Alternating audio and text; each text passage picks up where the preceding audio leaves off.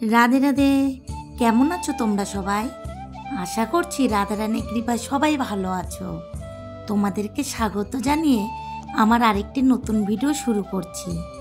আর সকল সাধুগুরু বৈষ্ণবের চরণে আমার সহস্র কোটি দণ্ডবত প্রণাম। এখন সকালে পুজো অর্চনা সব কিছু করে নিয়েছি। আর এখন আমার গোপাল সোনাদের বাল্য সেবা দিয়ে দেব। আর আজ বাল্য সেবা দিয়েছি ছানা দিয়ে।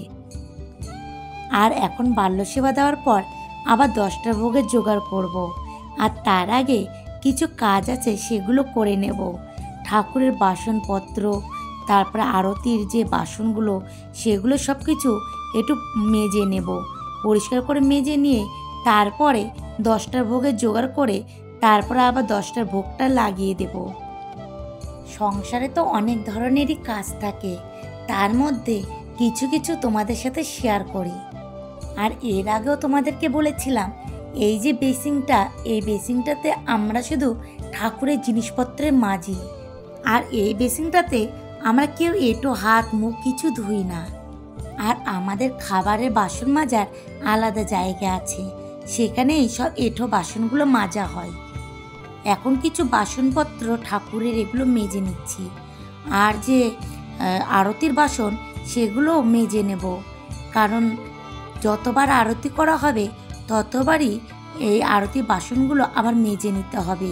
কারণ একবার আরতি হওয়ার পর দ্বিতীয়বার সেইটাতে আরতি করা যাবে না। কারণ একবার আরতি হওয়ার পর সে আরতি জিনিসপত্র সব প্রসাদী হয়ে যায়। সে কারণে সেটা ভালো করে মেজে নেওয়ার পরই আবার দ্বিতীয়বার আরতি করা যাবে। এটা অনেকেই জানে, আবার অনেকেই জানে না। যারা নতুন এই ভক্তিপথে এসেছে তারা অনেকেই জানে না, সেই কারণে আমি এই কথাটুকু বললাম। আর অনেকেই দেখেছি একবার আরতি করার পর আবার দ্বিতীয়বার সেইটাতে আবার আরতি করে, সেই কারণে আমি এই কথাটুকু বললাম। আর বাসনগুলো মাজার সময় আমি চাদর সোয়েটার সব কিছুই খুলে রাখি বেশিরভাগ দিন। কারণ এগুলো পরে কাজ করতে খুবই অসুবিধা হয়, সেই কারণে আমি যখনই কাজ করি তখনই সোয়েটার চাদর খুলে রেখে কাজ করি। আর আজ ভীষণ ঠান্ডা পড়েছে, সে কারণে খুব ঠান্ডাও লাগছে। তাড়াতাড়ি করে এগুলো মেজে নিয়ে আবার সোয়েটার চাদর গায়ে দেব। আসলে সোয়েটার চাদর গায়ে দিয়ে কাজ করতে আমার খুবই বিরক্ত লাগে, সেই কারণেই আমি এইভাবে সোয়েটার চাদর খুলে রেখে কাজ করি।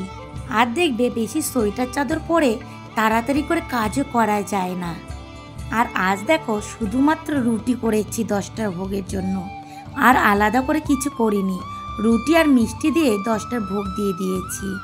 আর ঠাকুরের লাইটটা মাঝে মধ্যে একটু ডিস্টার্ব করে, কখনো আবার ঠিক হয়ে যায়।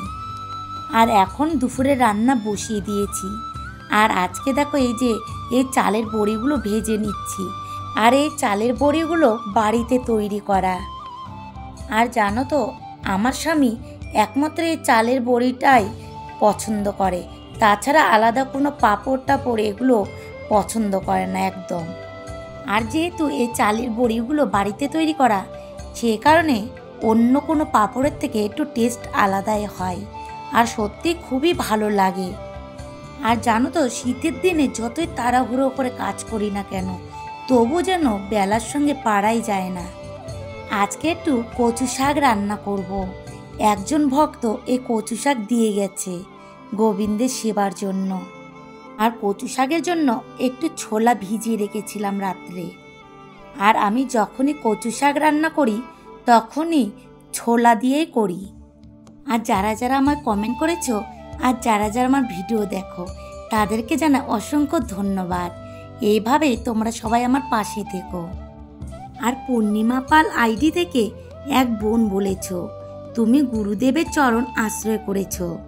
তার সাথে তুমি কথা বলেছ যে তুমি প্রতিদিন অন্নভোগ লাগাও না, তবে কি তুমি মাঝে মধ্যে গোবিন্দকে অন্নভোগ লাগাতে পারবে? আর যদি মাঝে মধ্যে অন্নভোগ লাগাও, তাহলে কি সন্দক লবণ দিয়ে ভোগ রান্না করতে হবে, না সাধারণ লবণ দিয়েই হবে? দেখো বোন, এই ভোগ লাগানোর ব্যাপারটা আমি তোমাকে কিছু বলতে পারবো না। তুমি যেহেতু গুরুদেবের চরণ আশ্রয় করেছ, তুমি গুরুদেবের কাছ থেকে একটু জেনে নিও। কারণ অনেকের গুরুদেবই অনেক রকমভাবে বিধান দিয়ে থাকে, সে কারণেই তোমাকে বললাম আমি। আর তোমার গুরুদেব যদি তোমাকে অনুমতি দেয় এবং তোমাকে যেভাবে বলবে তুমি সেইভাবেই করতে পারবে। আর তার সাথে তুমি একথা জানতে চেয়েছো যে ব্রতের দিনকে সন্দক লবণ নিতে হবে। হ্যাঁ বোন, অবশ্যই ব্রতের দিন অবশ্যই সন্দক লবণই নিতে হবে। তুমি ভালো থেকো। আর তোমার গোবিন্দের সেবা কাজের এত ইচ্ছে, এটা শুনে আমার খুবই ভালো লাগলো। আর আমি আমার রাধা দামোদরের কাছে প্রার্থনা করব, তুমি যেন তোমার লক্ষ্যে পৌঁছাতে পারো আর প্রভু যেন তোমাকে খুব তাড়াতাড়ি কৃপা করেন, তুমি যেন গোবিন্দের সেবা কাজে অনেক অগ্রসর হতে পারো। আর বোন, তুমি বেশি করে হরিনাম করো আর গোবিন্দের সেবা কাজ করো। আর আজ একটু কলার থোড় দিয়ে মটরের ডাল রান্না করছি। এইভাবে থোড় দিয়ে ডাল করলে খুবই ভালো লাগে। এখন 5 ফোড়ন সম্বারে দিয়ে কাঁচা লঙ্কা দিয়ে এই ছোলাটা দিয়ে দিলাম। ছোলাটা একটু সিদ্ধ করে নিয়েছি। এর মধ্যে এখন আমি কচু শাক দিয়ে দেব। আজ একটু আলু আর টমেটো সিদ্ধ দিয়েছি। আলুটা সিদ্ধ করে নিয়েছি, ডালের মধ্যেই দিয়ে দিয়েছিলাম সিদ্ধ করার জন্য। আর ডালের সাথে আলু টমেটো সিদ্ধ মাখা সত্যি খুবই ভালো লাগে। তাই আজকে আমার রাধা দামোদরকে ডালের সাথে আলু টমেটো সিদ্ধ মাখা ভোগ লাগাবো। আর গীতাদি, তুমি মহাপ্রসাদ গ্রহণের মন্ত্র জানতে চেয়েছ। আমি অবশ্যই এক ভিডিওতে এই মহাপ্রসাদ গ্রহণের মন্ত্র তোমাদেরকে বলবো। গীতাদি, তুমি ভালো থেকো আর এইভাবেই আমার পাশে থেকো। এখন দেখো আমি কচু শাকটা বসিয়ে দিয়েছি। আর জানো তো, যেদিন প্রভুর প্রিয় জিনিস রান্না করি সেই দিন আমার খুব আনন্দ লাগে, খুব ভালো লাগে। যেহেতু আমার গৌরাঙ্গ মহাপ্রভুর কচু শাক খুবই প্রিয়, সে কারণে আজ আমার রান্না করতে খুবই আনন্দ লাগছে। মন দিয়ে আমি প্রভুর জন্য রান্না করছি আর মনে মনে বলছি, প্রভু কৃপা করে তোমার সেবায় লাগিও। আমার তো তোমার সেবা দেওয়ার মতন কোনো ক্ষমতা নেই, তুমি কৃপা করে গ্রহণ করো। আর তুমি যা দিয়েছ আমি তোমায় তাই দেওয়ার চেষ্টা করছি। আমার তোমাকে দেওয়ার মতন কোনো শক্তি সামর্থ্য কিছু নেই, কারণ প্রভু কৃপা করে এইটুকু আমাকে দিয়ে করে নিচ্ছে, এইটাই আমার কাছে অনেক বড় পাওয়া। আর মনে মনে এইটুকু ভাবতে হবে, আমি এটা করছি না, প্রভু আমাকে দিয়ে করিয়ে নিচ্ছে। আর জানো তো, সত্যিই যখন আমি রান্না করি গোবিন্দের জন্য, আমার খুব মনের মধ্যে একটু ভয় ভয় লাগে। প্রভু তুমি কৃপা করে সেবা করো, এইটুকু বারবার মনে মনে বলি আর মনে মনে হরিনাম করি। কারণ যখনই গোবিন্দের জন্য ভোগ রান্না করা হয় তখন অবশ্যই মনে মনে হরিনাম করা প্রয়োজন। রান্নার সময় তো অবশ্যই হরিনাম করতেই হবে, তাছাড়াও আমাদের অনবরত হরিনাম করতে হবে। যখনই কোনো কাজ করি, যে কোনো সময়ই যেখানেই থাকি, যে কোনো পরিস্থিতিতেই আমরা থাকি না কেন, সেই পরিস্থিতিতেই আমাদেরকে অনবরত হরিনাম করতে হবে। আমাদেরকে গৌরাঙ্গ মহাপ্রভু এই উপদেশই দিয়ে গেছেন, অনবরত মুখে হরিনাম করতে হবে। বলেছেন, হাতে করো গৃহ কাজ, মুখে বলো হরি। সে কারণে আমরা গৃহে যে কোনো কাজই করি না কেন, অনবরত মুখে যেন হরিনাম থাকে। আর সত্যি এই হরিনামের উপরে আর কিছু নেই।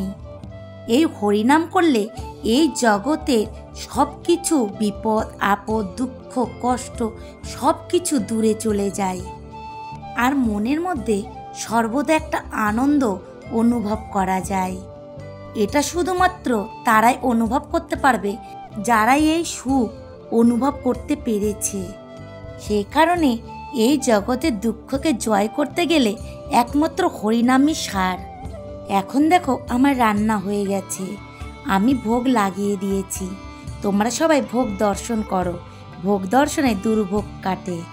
আজকে ভিডিওটি আমি এখানেই শেষ করছি। দেখা হবে পরে কোনো ভিডিওর সাথে। তোমরা সবাই ভালো থেকো আর এইভাবে আমার পাশে থেকো। রাধে রাধে।